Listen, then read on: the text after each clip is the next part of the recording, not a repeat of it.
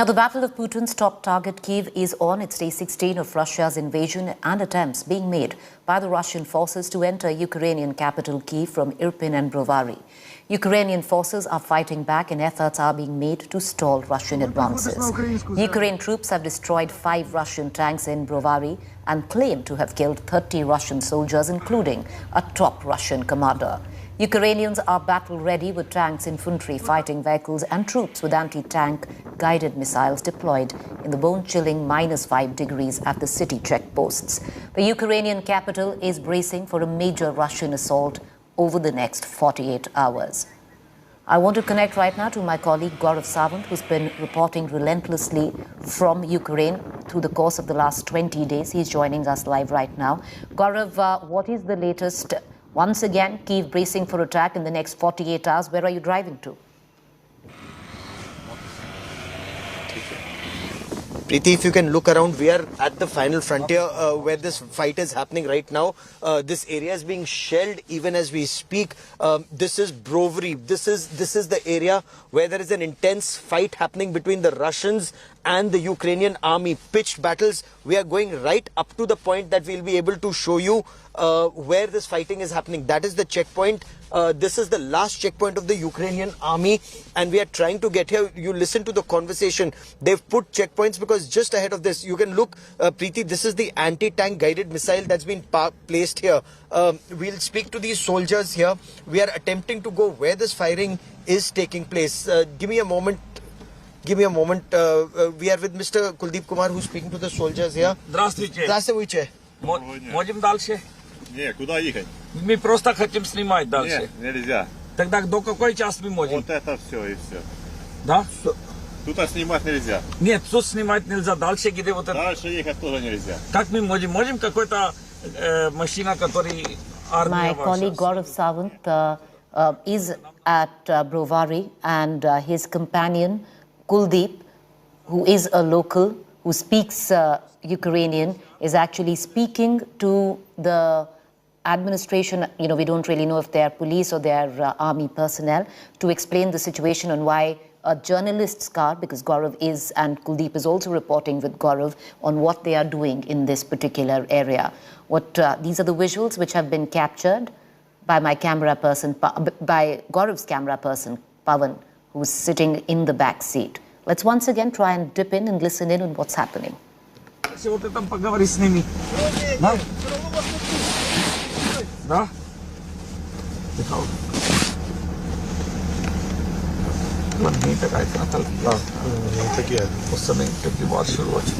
Preeti, can you hear me? Yes, Gaurav, we can hear you. Go ahead. Can you hear me?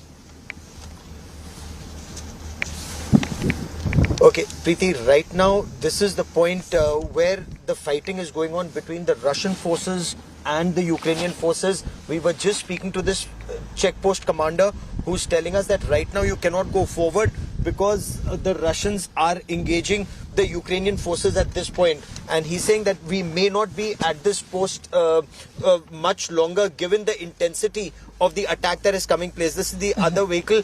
Every vehicle is being turned back from here because beyond this point, now you can make out, Preeti, these are the pitched battles that are being fought. When we were reporting from here, there were some tanks here. Those tanks are no longer here. The reason for this is, Preeti, because you know, this is the outskirts of Kyiv. Look this side. Look this side. There are these tanks. You can look at these tanks deployed. This is how they're engaging the Russian forces. They hide behind the undergrowth. That's an armored personnel carrier, and that's a T-80 tank. You can look at other tanks that are parked right here. So these battles are happening on this road. Look at the speed with which this side. Look at the speed with which some of these vehicles, the militia, are now going towards the front line. You can just make out, you know, this is the intensity of the war. And we are showing you the other side once again. This is the anti-tank guided missile. And this is where the Ukrainian forces have their air defense systems. Look ahead. That's a surface-to-air missile that's parked there. Can you imagine 21st century Europe, heart of a city? You have surface-to-air missiles that are parked here, and this is like the front lines of this war between Russia and Ukraine. and this is where we are reporting from. No other channel is here because shells are falling on the road that we are on at this point. I'm just parking the car to a side for a moment to be able to give you an idea. When we go down this road, we'll try and take another access. We are trying to get to the point where you have those Russian tanks burning, because what these soldiers do is they go in vehicles, sit on the roadside. The moment the tanks come, they let the first 4-5 tanks pass, and then they fire an anti-tank guided missile, and those missiles hit the rear tank. The front of the column then cannot move, the rear of the column cannot move, and the Russian tanks are virtually sitting duck on this road, and this is where those tanks are being targeted by the Ukrainian forces. We try to interact with them, and the panic is such at this point. I'll show you. Give me a moment, Preeti. Give me a moment. I'll show you. Okay, there are vehicles that are getting away. Look. This is the panic. This is a vehicle that's been destroyed, and many such vehicles destroyed on the roadside in shelling, in firing on this road itself. We're able to come here because we take advantage of that brief lull in the firing, quickly report, and then go back to a safer area. What the militia do here, Preeti, is, and even the army, they go up to a point, target those tanks and come back. That actually delays the advance of the Russian column, and Brovery is the place where that Russian column has split into 3 places to try and target Kyiv. And look around, otherwise a bustling neighborhood full of people, otherwise right now abandoned, not a soul in sight. You only have security force personnel who are living here, or nobody else. Camera thoda niche rakhna, ye checkpoint hai. I'll show you another point. You'll actually see tanks on the roadside right now, and these tanks are lying in wait. The Russians, if they come into Kyiv, this is the road that they will be taking. There's no other road that they can take on this axis. And give me a moment, I'll show you tanks and anti-tank guided missiles on the roadside. Pawan, iske piche वहां दिखा, जहां धुआं चल रहा है, जहां धुआं है. Wait, Preeti. Okay, Preeti, look, these are the tanks. These are the tanks on the roadside. Can you see them, Preeti?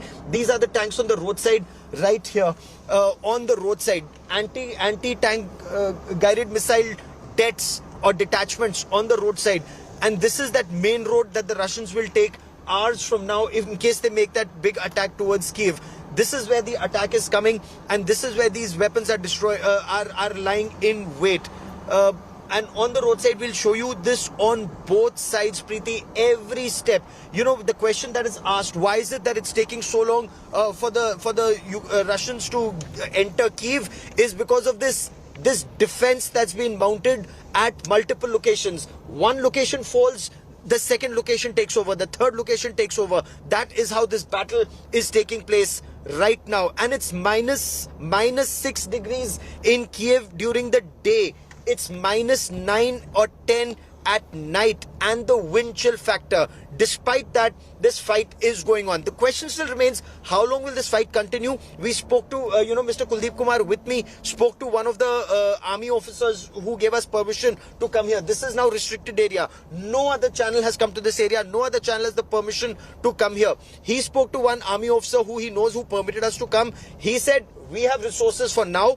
We can continue to fight on. But once those ATGMs, anti-tank guided missiles, stop coming, and now it's not just the American ones, but also the UK and the one from Sweden, they are coming. Okay, Pawan, bilkul samne. This is another checkpoint, and this checkpoint also has some equipment. You will see, this is a Ukrainian flag. This is where a bigger det is there, a bigger detachment is there. There's a tank right behind this, and there are those surface-to-air missiles, the short-range ones that are parked here. Once again, we'll have to momentarily get ourselves verified, put our cameras down, because once they've checked us, and Preeti, look, this is the level of security. While you have surface-to-air missiles, you also have Molotov cocktails. Every care being taken to check people before they are permitted to cross. Привет, дорогой. Здравствуйте. Здравствуйте. Куда? Киев? Киев. Пресса тоже. Ильи. Спасибо.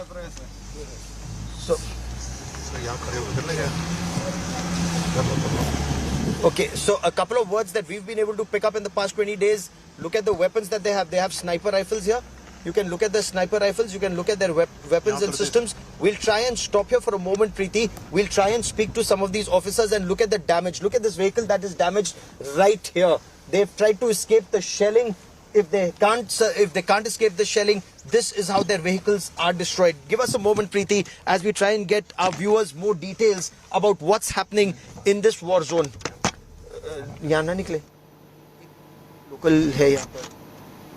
So Mr. Kuldeep Kumar is going to check whether we can stand here and report, and hopefully we should be in a position to do that moments from now. But this is how close, Preeti, this battle has come to Kyiv. Outskirts, that's the city. This is the road, and this is the road from Brovery that the Russians want to take. They haven't been able to take it so far, Preeti.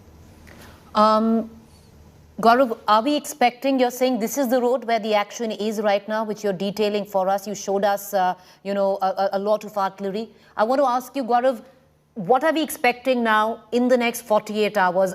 Is this the passage through which an attack is going to be mounted on Kyiv?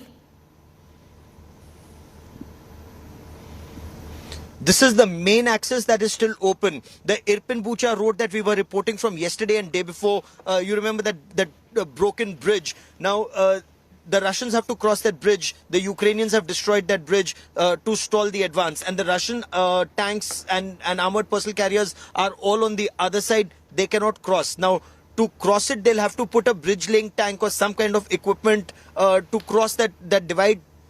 The moment they try and inch closer, the ATGMs, the anti-tank guided missiles, target them. Now, since it's a built-up area, there's a church, there are many houses. Unless the Russians resort to indiscriminate shelling of that place, whether by rockets, RT, or air attack or missiles, their precision weapons clearly are not working so far. They've targeted Irpin, they've targeted Bucha, but they haven't been able to get to that area. But as of now, that is one axis. Their advance has been delayed or stalled there.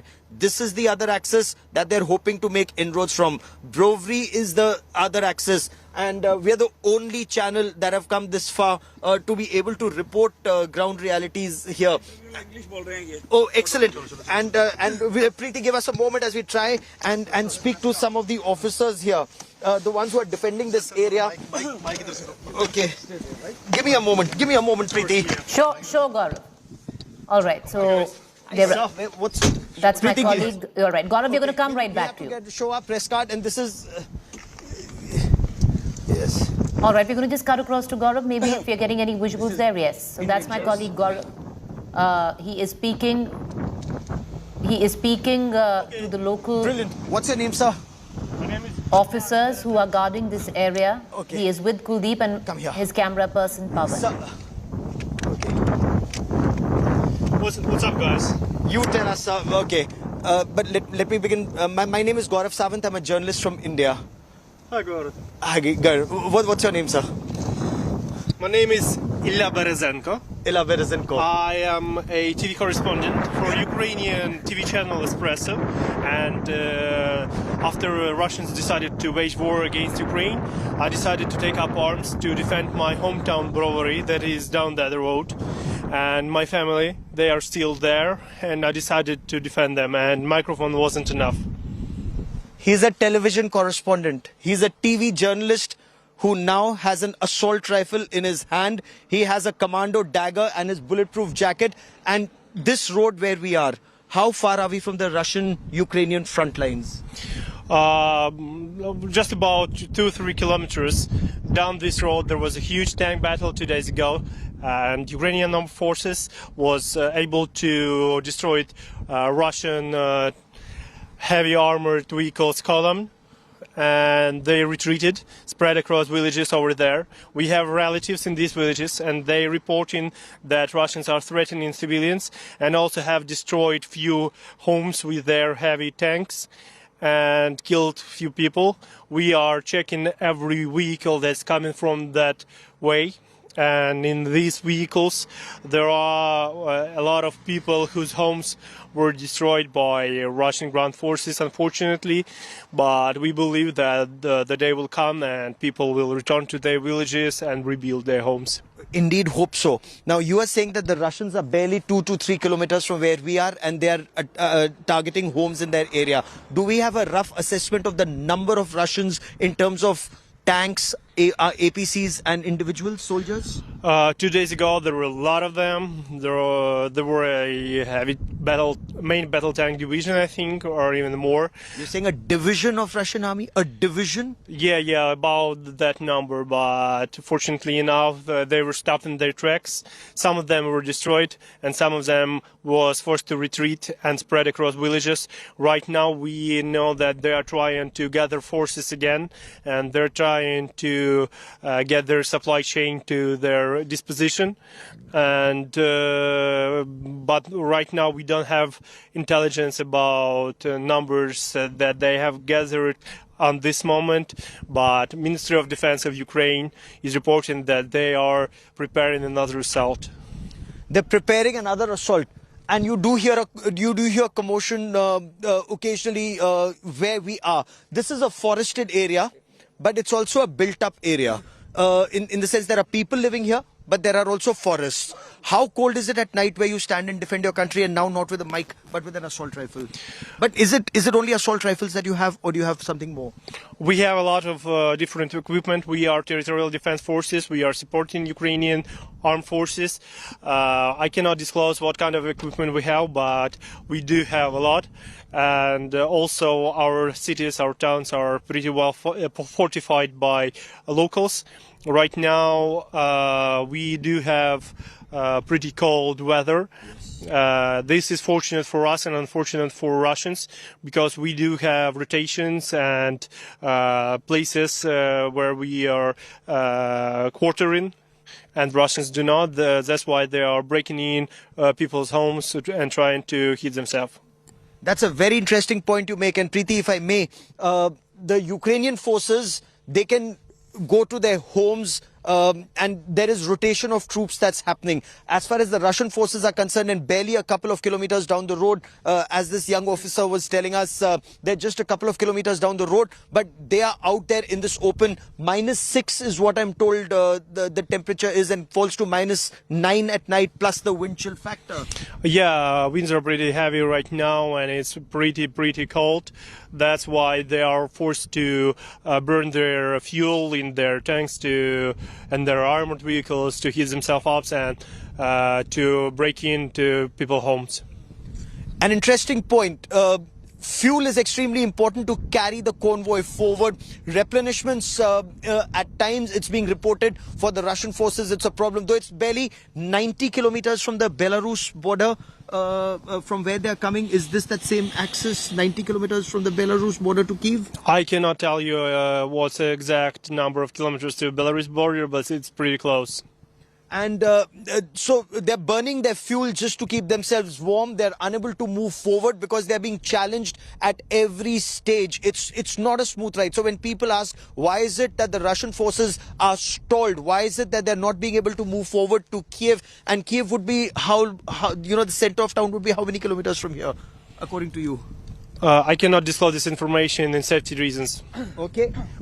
So, though not very far is the assessment. But for speaking to us here, sir, many thanks. Do stay with me. We will continue our conversation with you. But you can make out the distance is not much, but the fuel supply for the Russians is restricted, and they're burning that fuel just to keep themselves warm. Therefore, not being able to move forward. Point one, and point two, they are being interdicted at every stage. The moment they try and move forward, their advance is stalled by the ATGMs, that the anti-tank guided missiles that target the Russian forces, stalling their advance. Preeti. All right, Gaurav. Gaurav, because you just met a journalist, a television presenter. If he's still around with you, I'm quite intrigued, because we're all journalists. What makes somebody leave everything? And we've met so many of those lot. We were talking to the other day a musician, a teacher, a writer who've come from all walks of life, given up everything and taken up arms to protect their country. What drove him to do so? Does he have kids back home? What's going through his mind right now? Because, Let me put that question as we see. Okay. Let me put that question. As the anchor in the studio wants to know, Preeti Chaudhary, my colleague, she wants to know that as a TV journalist, what made you give up everything to join the armed forces? My family is situated like in 5 kilometers from here down the road, and this side down the road? Towards Kyiv. Okay. And they are directly threatened by Russians because they are targeting civilian targets, and they are living in their home. And I cannot even think about not protecting them with everything I have. And everything I had was myself and my willingness to do so. And that's why I volunteered to join Ukrainian Territorial Defense Forces. What kind of training do you have? Everyone in this defensive unit has different kind of training, because a lot of people just volunteers. But me, myself, I have some military training, rifle training, pistol training, and also medic training. Excellent. So, Preeti, to defend his family, to defend his country, he's picked up the weapon, and in sub-zero temperature, he's standing here, stalling the advance of the Russian forces. And, it's surreal. This is 21st century Europe. Yes, in Gaurav. 21st century Europe, in one of the bustling cities, you have soldiers on the street and not cars flying right now, and not, it's like a ghost town here where only these braves stand in this icy winters protecting their country from an attack. I thank you, Gaurav. Appreciate it for joining us. We're going to come back to you, and good luck to that soldier who was a television reporter a fortnight ago, standing right next to my colleague Gaurav Sawant. I'm going to go into a quick break. To stay with me. On the other side, the updates continue.